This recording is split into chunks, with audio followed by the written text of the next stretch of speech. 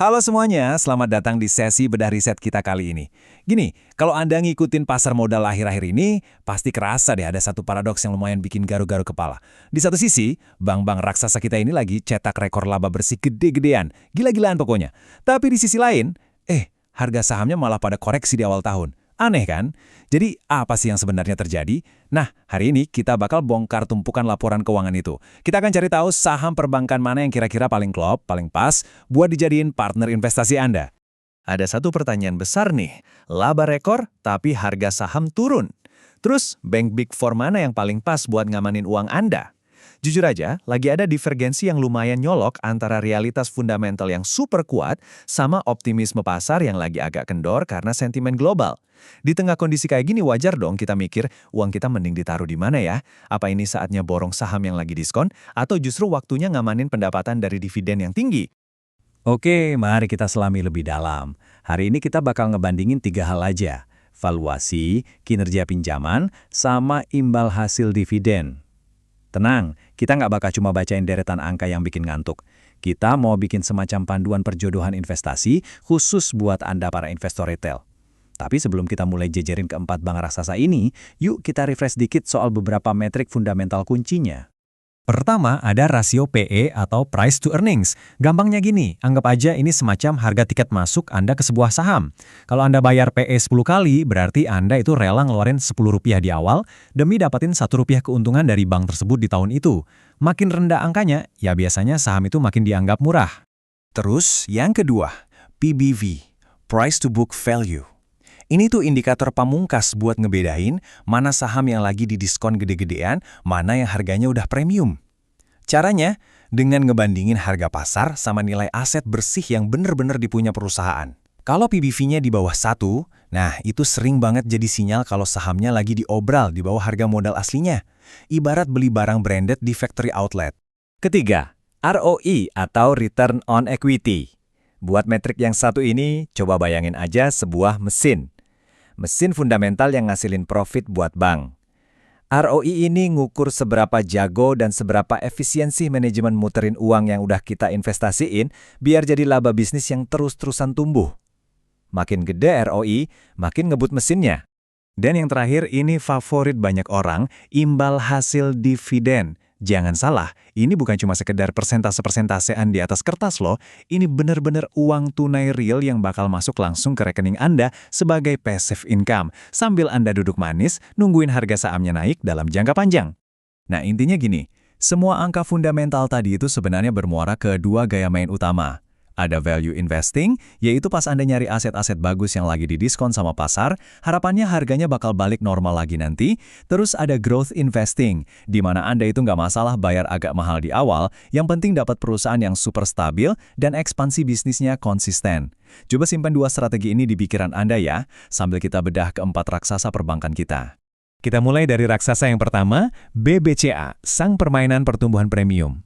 Jujur aja, beli saham BBCA itu ibarat Anda beli properti paling mahal, paling aman di kawasan perumahan elit. Memang harganya premium, tapi kualitasnya nggak main-main. Dan ini dengan sangat brilian ngelustrasiin kenapa analogi properti elit tadi pas banget. Anda bisa lihat kualitas premium itu tercermin jelas di valuasi PBV BCA yang terbang tinggi di 3,73 sampai 4,5 kali. Wah ini jauh banget ngelewatin teman-temannya di Big Four. Terus kenapa orang pada rela bayar semahal itu? Jawabannya ada di efisiensi mesinnya tadi. ROI mereka tuh gila-gilaan stabil dan tinggi. Main di angka sekitar 19-22,5%.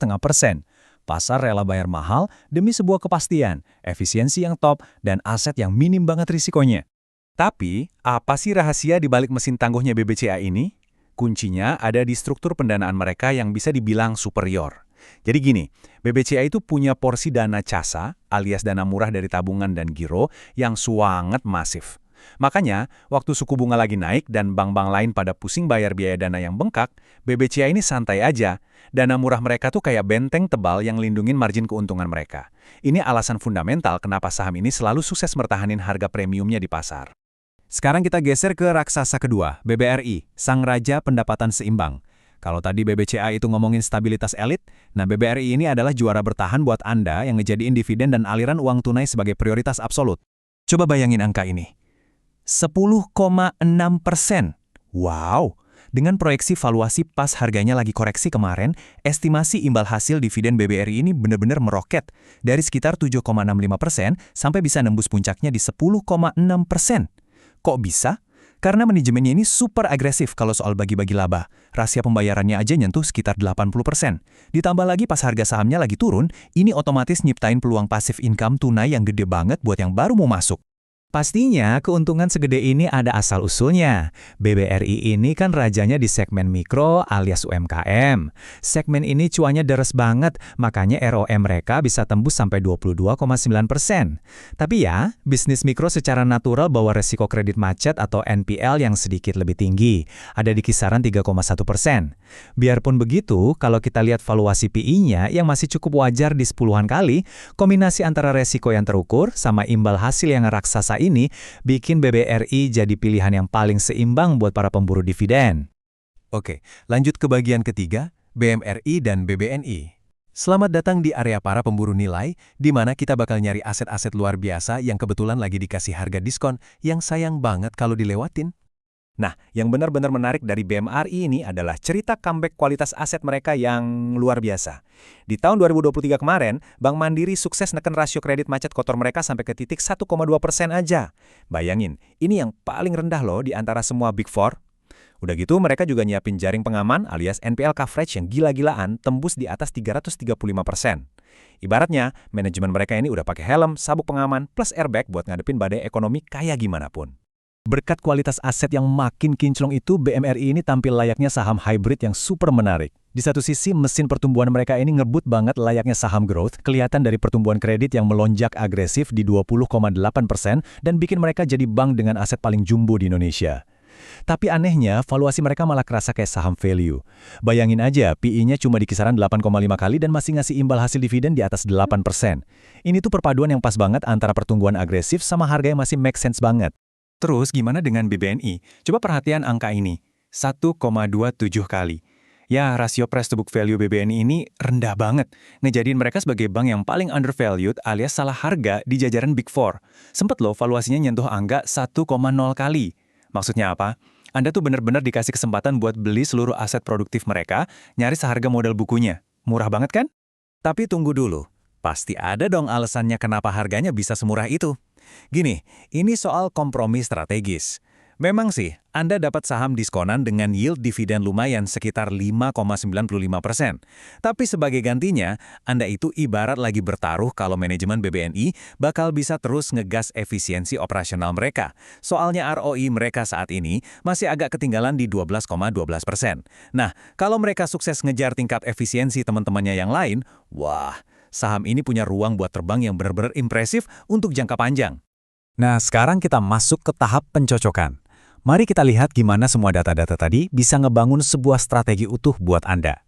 Saatnya kita petakan pilihan dan nyocokin tujuan finansial pribadi Anda dengan indikator fundamental yang udah kita obrolin panjang lebar tadi.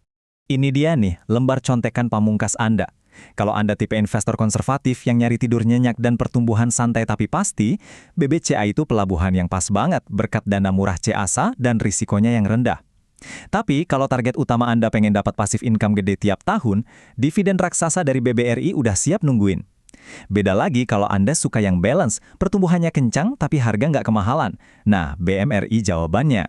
Dan kalau Anda itu murni penganut deep value garis keras yang suka banget mungut aset bagus pas lagi di diskon gila-gilaan, BBNI lagi manggil-manggil nama Anda tuh. Jadi, pertumbuhan, pendapatan atau nilai, strategi mana yang bakal Anda pilih buat portofolio Anda di tahun 2026 nanti? Pada akhirnya, nggak ada satu jawaban yang paling benar kok. Keputusan terbaik itu, ia yang paling cocok sama DNA investasi Anda sendiri. Setelah kita bongkar semua data hari ini, coba renungin lagi. Anda mau ngejar stabilitas premium, arus kas dividen yang deres, atau nyari harta karun yang lagi salah harga? Yuk, matangin strateginya dan mulai susun portofolio impian Anda. Terima kasih banyak udah nemenin saya ngobrol di sesi bedah riset hari ini. Sampai ketemu di analisis seru kita selanjutnya.